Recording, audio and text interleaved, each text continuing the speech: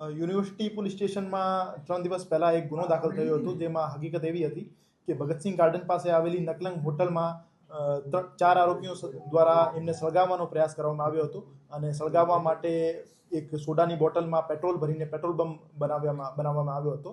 તો આ ગુનામાં કુલ 4 આરોપી હતા. 4માંથી 3 આરોપીની ધરપકડ કરવામાં આવી છે, જેમાં એક આરોપી જયદેવભાઈ મહેશભાઈ રામાવત છે, બીજા આરોપી ચિરાગ બાવાજી છે અને ત્રીજા કાયદાના સંઘર્ષમાં આવેલ કિશોર છે.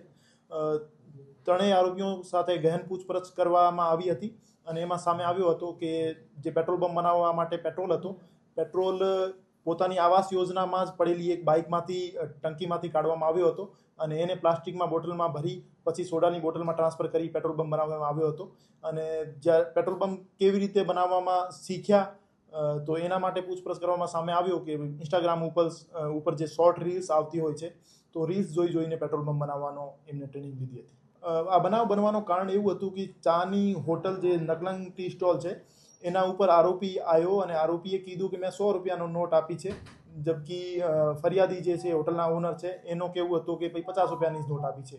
તો 50 રૂપિયા અને 100 રૂપિયાની માથાકૂટના લઈને એમના વચ્ચે બોલાચાલી થઈ હતી અને પછી હોટલ ઓનર છે એમના દ્વારા આરોપીને સળિયો મારવામાં આવ્યો હતો. તો એનાથી ઉશ્કેરાઈને આરોપીઓ દ્વારા હોટલને સળગાવવામાં પ્રયાસ કર્યો હતો.